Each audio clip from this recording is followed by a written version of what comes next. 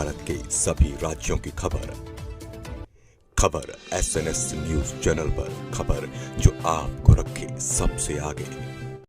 नमस्कार, SNS news channel में आप सबका स्वागत है। आइए रुक करते हैं महाराष्ट्र की बड़ी खबरों की ओर।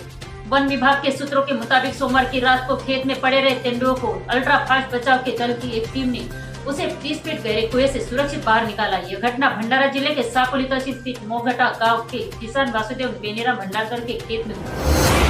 महाराष्ट्र राज्य की दूसरी राजधानी नागपुर की कानून व्यवस्था बिगड़ती नजर आ रही है। अपराधियों में पुलिस का कोई डर नहीं है। बुधवार को शहर के हृदय स्थल सीतापर्दी इलाके में दिन दहाड़े गोलीबारी की घटना सामने आई है।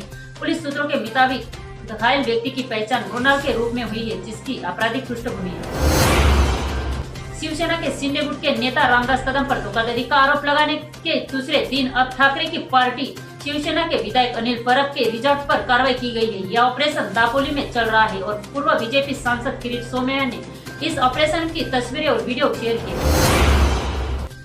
टिकट नहीं मिलने से नाराज बीजेपी सांसद उमेश पाटिल ने बुधवार को शिवसेना उद्धव गुट का दामन थाम लिया। उनके उद्धव गुट में शामिल होने पर महाराष्ट्र के पूर्व सीएम उद्धव ठाकरे ने कहा कि आपकी और मेरी भावना एक जैसी है। जब आप बोल रहे थे तो ऐसा लग रहा था कि आप मेरी तरफ से बोल रहे हैं।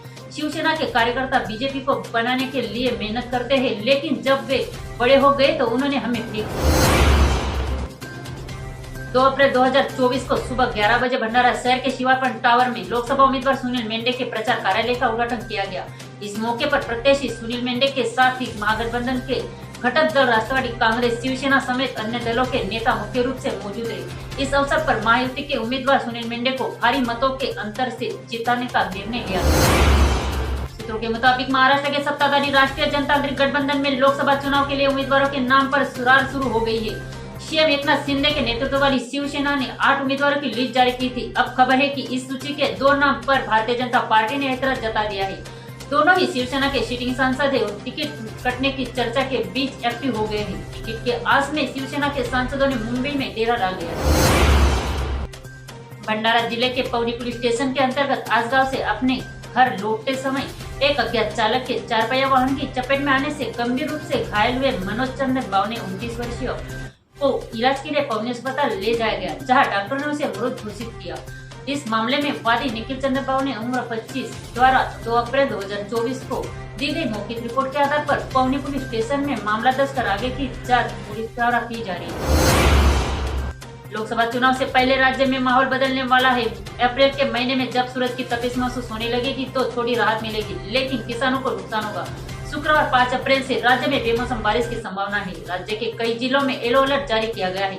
राज्य में बेमौसम बारिश होने से तापमान में भी 2 से 3 डिग्री सेल्सियस की बढ़ोतरी होने की संभावना है।